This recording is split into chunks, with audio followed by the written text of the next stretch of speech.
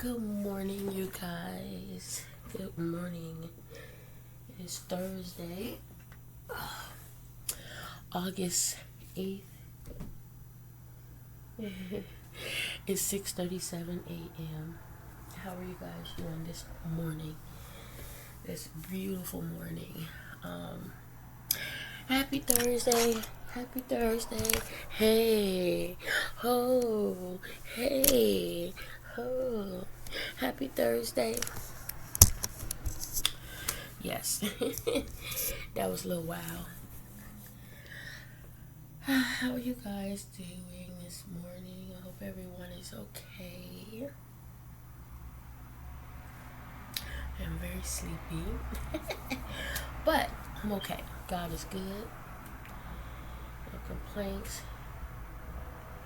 None whatsoever. I'm grateful for life itself and all that it has to offer. I had to really figure out something with this mirror. So we can stay up and not keep sliding down.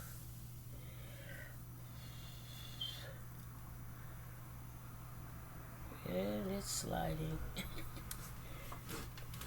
Oh, jeez.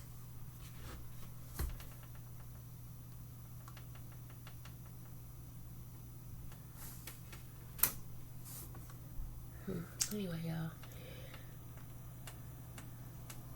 I should just put it on the floor.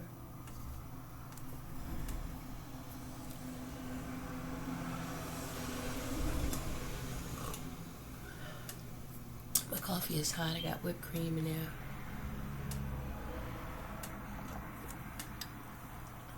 I almost dropped it twice. I almost knocked it off the table. I'm like, oh. Let me see if I can get this a little bit.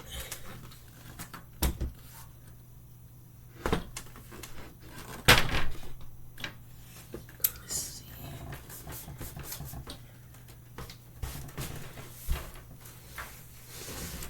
I'm sorry, guys. I was trying to see if I can. Oh, let's get back a little bit.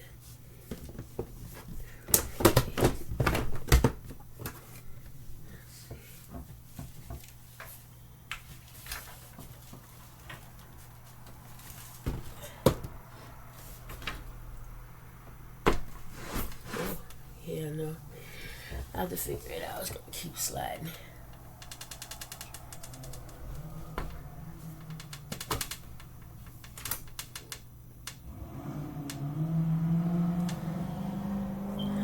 It's gonna keep sliding. And I don't want it to keep sliding.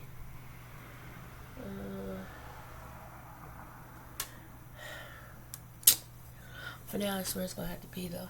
I can't figure it out right now. Yeah, it's Friday Eve. Do you guys have anything planned for this weekend? I keep saying I'm gonna donate, but I keep forgetting they got my schedule Wednesday and Friday now. So I didn't go yesterday. I have to wait till Friday. So yeah.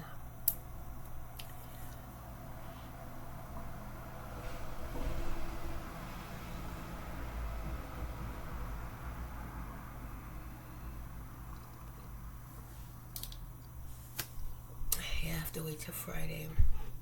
So I'm gonna do that, and I think on Sunday I'm gonna go to the other one early in the morning and see if I can, donate as a new donor.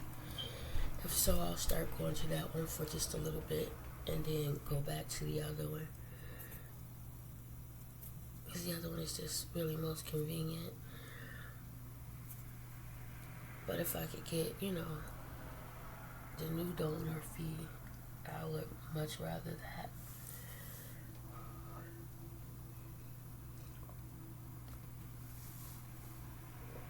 Oh, it's hot. Oh, y'all, I'm so sleepy. I really am. I watched Soft White Underbelly yesterday again, but I only watched one. And it was an older lady, and I can't remember her name, unfortunately. I'm bad with names.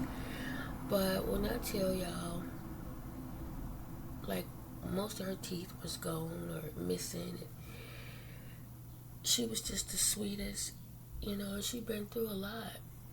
She been through a lot, you know.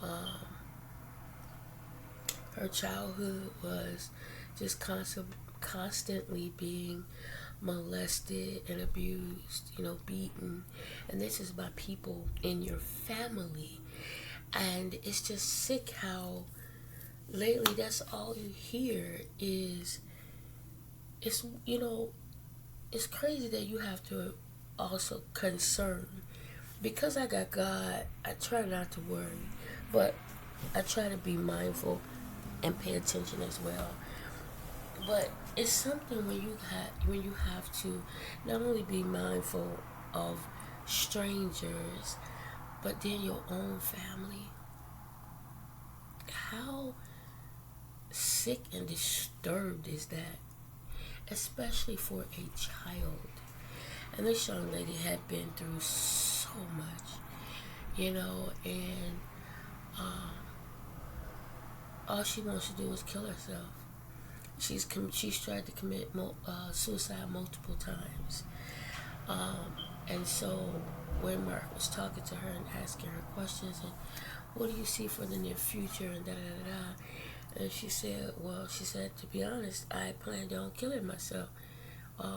Christmas. He said, Christmas. He said, that's obviously these are old that I'm watching, but he said that's just a few days away. And she said, yeah, that's my intentions. That's what I plan on doing. She's on so much medication for so many different things. Because of what she's been through as a child, she's suffering so many different things. PTSD, and she said she had a normal childhood until she witnessed her dad kill her mother right in front of her. And she's just been going through it ever since. And she's just tired. She said she's tired. She's tired of being in the street, on the street. She was living on Skid Row in a tent. That's where Mark found her. And she said she's just tired and she's over it all. He asked if she have kids. She did. She said that she had given him up for adoption because she knew she couldn't take care of them. She knew she didn't want to be in their lives in the situation that she's in. So she had given him up for adoption. He said, well, do you have any communication with them? She said no, because she doesn't want them to see how she is. She's not going to lie to them. And so if they ask her, how you doing? She's going to be honest. There is one child, I think it was, I'm not sure if it was the first one or not, that one she somewhat has communication with every now and then. It's an open adoption. And she said that one is what she calls her miracle child because she had been raped, abused, and she had taken a bunch of pills because she tried to kill herself. And she said she died. I guess she died 9 times. They revived her 9 times. And come to find out, she was pregnant. So she was like, and he asked her, because she was pregnant twice before and she had an abortion. One, she said, was a forced abortion or something. Another one, she went to the hospital. But this one, she said she couldn't abort it. She said it wasn't the child's fault what happened, So I guess she kept that one. She has an open adoption. They communicate every now and then. And then I think she has 2 more. I forget how many. I think 3. I forget. Or 4. I forget.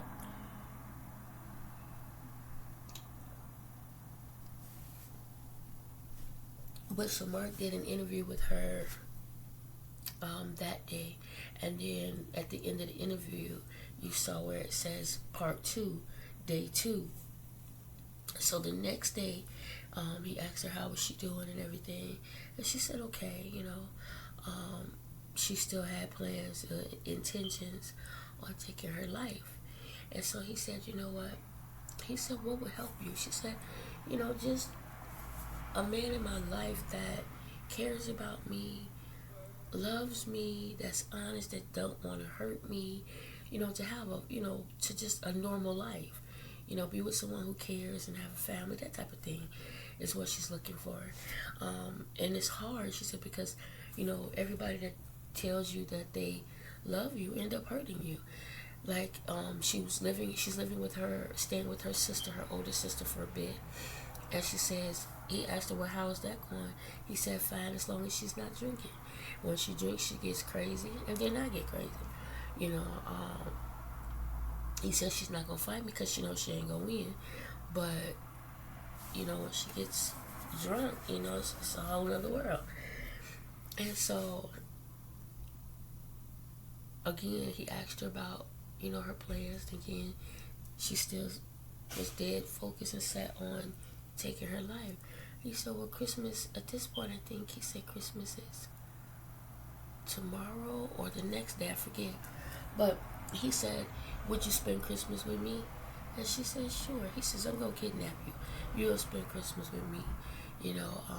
He says, I can't let you kill yourself. He said, I can't let you leave here knowing that that's what your intentions are. He said, I just can't do that, right? And I thought that was so beautiful. He got up, he hugged her, and he told her, he said, I can't allow you to do that. I can't, He said, you're going to spend Christmas with me, obviously with his family. And I thought that was amazing. He said, it's a lot cut out for me, because she's on so many different medications for so many different things, but he's willing to try to help. So what I like about the show so far, and it can be different, all I can go by is what I see. And what I like about it is that not only is he interviewing them, and trying to get to the bottom of why, most people have gone through something in their childhood, but not only trying to get to the bottom of why, but actually in some cases trying to help those who really truly want to be helped. He's paying them, right? And then some of them that really, really want help, he tries to help. So I like that. So it's not just like you have them on here to exploit them and, get money and put their business out there and this, that, and the other and make a name for yourself. But he actually kind of cares, he actually does, and he actually tries to help. It's like I was telling my sister and my dad yesterday, even with that Whitaker family, he goes out, he checks on them, they call him, he takes them to the fairs, and, him and I think it was his wife, but he follows up with them, he keeps up with them. It's not like he, got him on the show and got him out there, and now all this stuff is going on and this publicity and these people are in their faces and he just leaves them to the dogs. No. When money comes to him for them, like through PayPal and Cash Apps and things like that, he makes sure to get it to them and in a way where they can survive, right? He don't control their money. Like when it comes, he makes sure to get it. At first, he was giving it to one of the brothers' daughter, but I think I had told y'all about that before, where she had called him and told him that another brother had died. Her dad had died. And she's crying, this, that, and the other. She's talking about they need money for this and that and the other, blah, blah, blah. So he sent it, but then she called again about some more money. So now he's kind of questioning, right? And she couldn't tell him when the funeral was going. No, she had told him the funeral was the next day or something. It's like, such short notice. Anyway, he just thought it weird, struck him as odd. So he decided to fly down to see what's going on. And it's, the daughter is on drugs. And so when he got down there, he was asking them, and they was like, what funeral? They was like, he's not dead, and da da da da. And as he's out there talking to them about it, and he's talking to, so the money was actually going to one of the sisters, and I guess the daughter of one of the brothers was constantly coming to get the money, da da da da. And so I think she had talked or convinced or made the sister, um,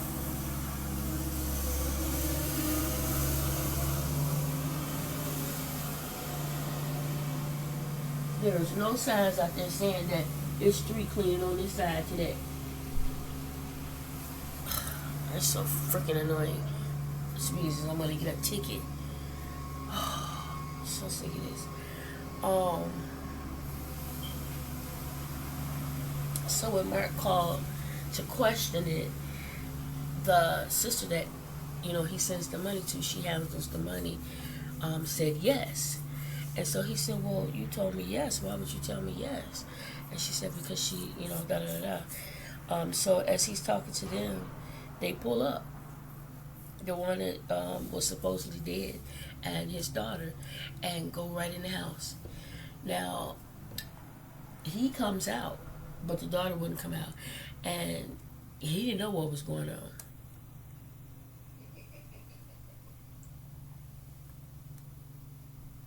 He didn't know what was going on at all. He didn't even see that was Mark. When he realized that it was Mark over there, he came out. And so he's talking to Mark, and Mark was like, I was told you was dead. And he's like, what?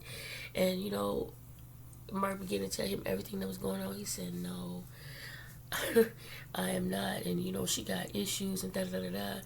You can't believe her. And so at the end of the day, what ended up happening was she did come out. She came over and sat down, and she apologized. And she said, it's the drugs. And I just needed the drugs. And and Mark said, as much as I do for you guys, I get it. You need help, drugs.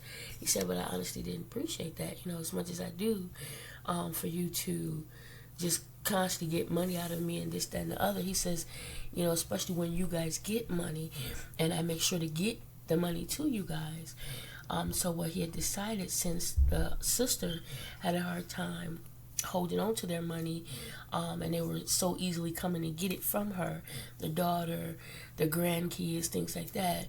So Mark decided, from now on, we're going to give it to the brother, the one that the girl said died, and let him control the money. Like he said, they won't get it from me. He got a little bit more upstairs, and he's trying, where he can help them get the things that they need, and so on and so forth. So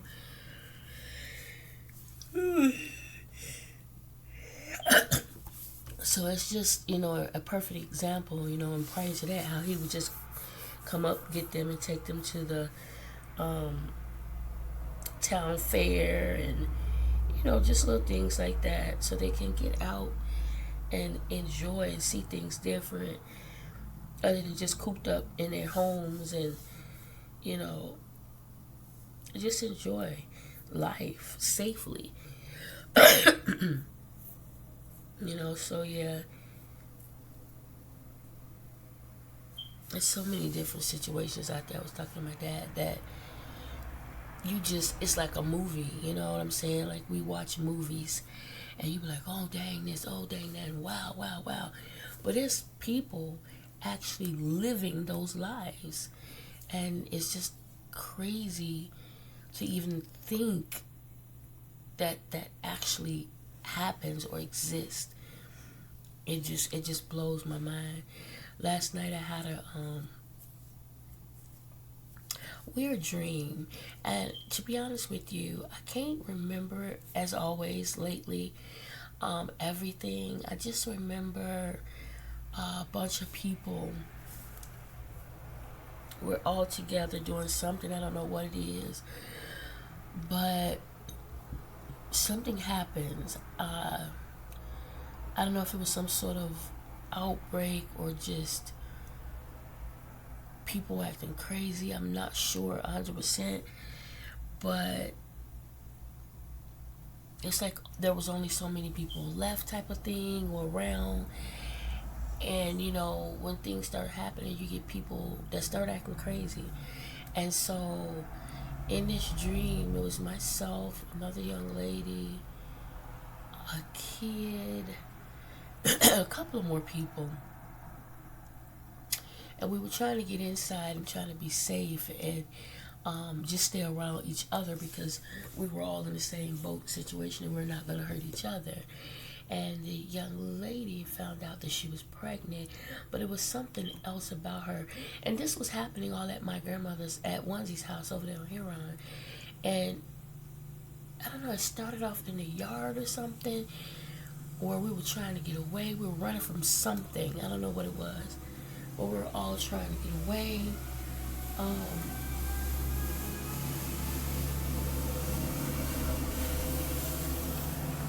and that's how we ended up, like herding together in the house. And so we shut the door, but then it was some other people trying to get in, but we weren't sure about these people. And so there was a little boy. She's like, we can't leave a little boy out here. We have to let him in. So let the little boy in, and then letting him in, there may be three or four other people that it was like we just can't leave them. So we let them in as well. But there were some people that we did not let in because they were just flat out, you can tell, wanting to hurt people, wanting to control, and their intentions weren't right?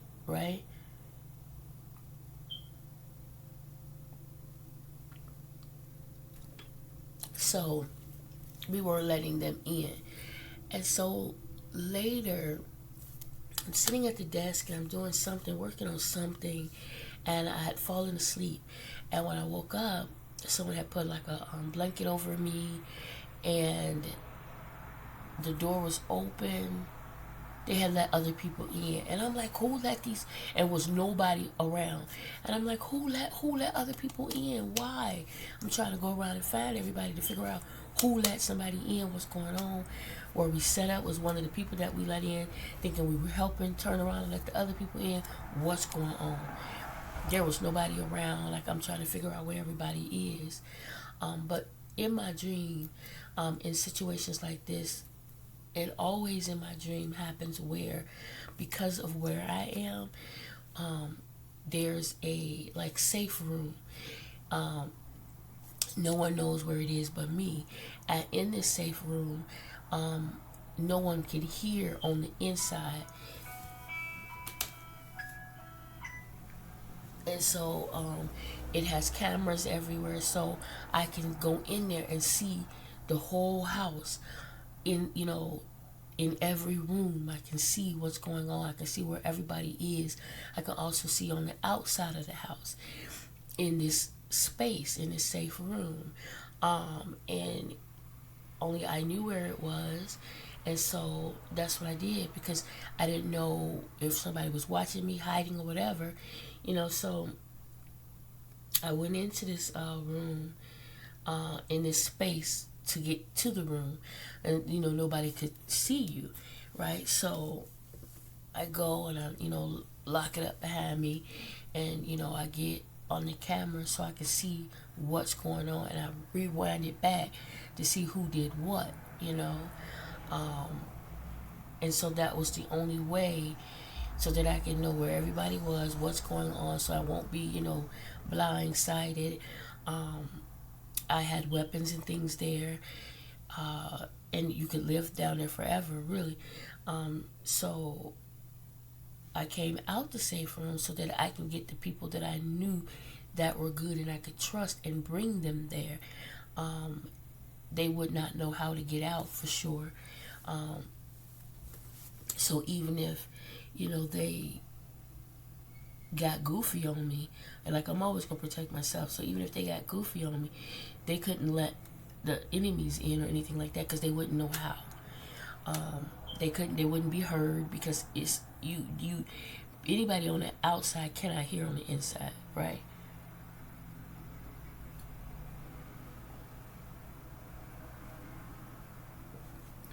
And there's multiple ways out, but only I knew where they were and how to do it. So when I came out,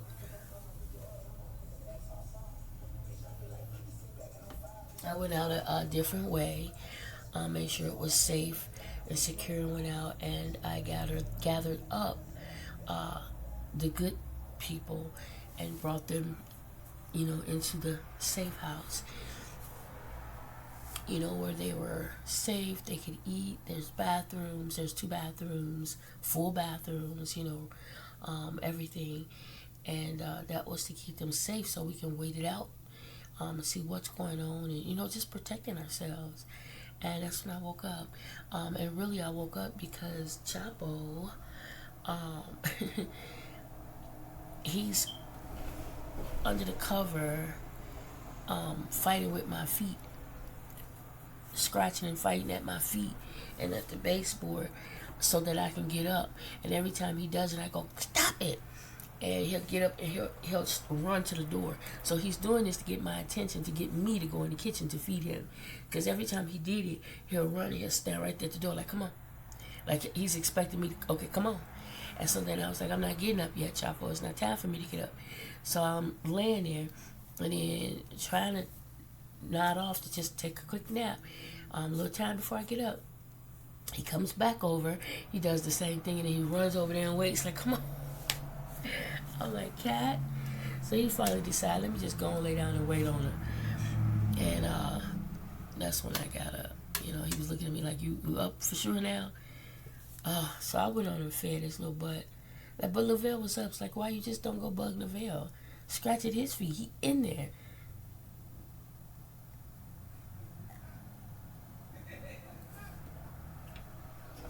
But he does it sometimes. A little slick stuff. You know what he's doing. He'll aggravate Lavelle to death for food, knowing that even though I fed him, Lavelle don't know I fed him. And he just in there pestering him because, he want him to feed him. And he'll do the same thing to Jeremiah. It's so funny. It's so funny. But once he get full, he gone. You don't see him. He done went on about his business. Oh, guys, it is 7:04. Oh.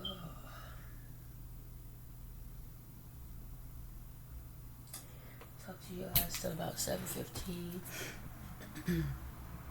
I watched Traveling with Charity yesterday, and she was in so much pain because the video before, she had told us that she had fallen. She's much older now. She's like, it ain't the same when you fall. When you're older, when you're younger, you pop up, keep going, you scrape, you got the scars on your leg or whatever, you keep going. Now it's a whole nother story. She fell and hit this days later. She is in pain. She's sore, bruises, but she's still working on her land and her shed, her home, and it is so beautiful. Like, she bought trees and planted them, and I love the black mulch. It to me it just brings color, and it's hard to believe that black brings color, but I like it so much better than that red and that other color.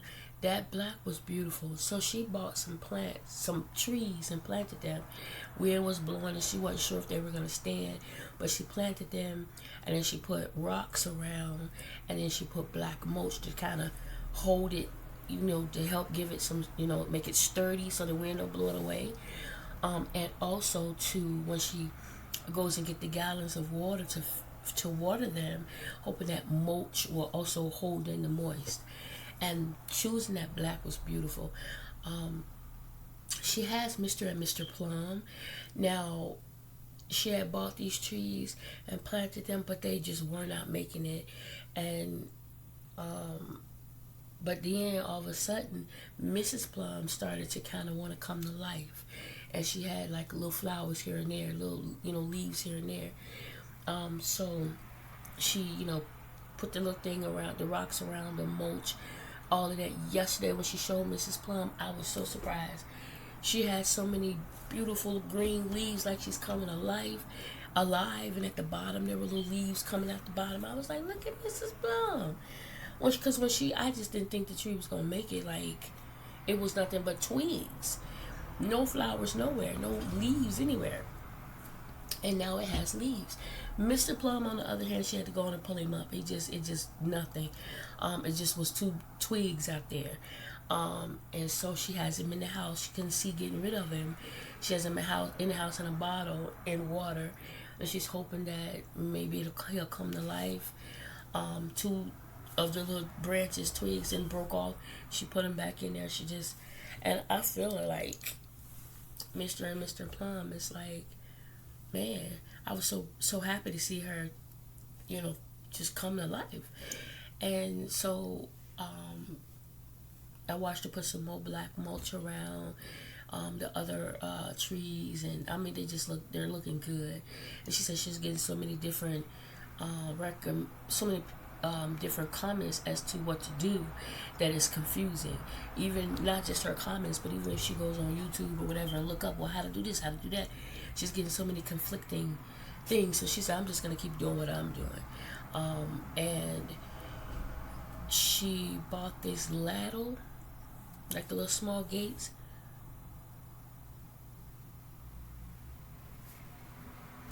White, and she cut it in half. And what she did, at the bottom of her shed, she has this aluminum, it's gray, to keep, mice and things and snakes out of her home. Because her home is gray, the shed is gray, like a barn is what it looked like. It's gray and white. And so she was like, she just did not care for the look of that aluminum. So she bought the white ladle and she nailed it, to the bottom. Oh my God, it looked so much better. It just was beautiful. Like, her home is coming together. It really is. It really is. And I just think that is so awesome to be able to start from scratch something yourself, and everything in it you're building and putting in it. Like, of course, she had a guy come in and do the installation and put the walls in. Obviously, she still has to do, I think, the ceiling, but some people do that themselves. That she didn't do. But she did do her floor. I love it. And her floor, she just snapped together. She bought these big black, like, puzzle pieces, but it's flooring. And she put it down. It just looks so nice. It's coming together. She hung some pictures on the wall. It is coming together so nice. I just love to see how people just bring to life their homes and things. Like, it's beautiful, especially when you take, certain things. You don't always have to use it for what it says. You can always, most things have multiple uses, put it that way. That's what I'm trying to say. Anyway, guys, let me go because it's 7:10.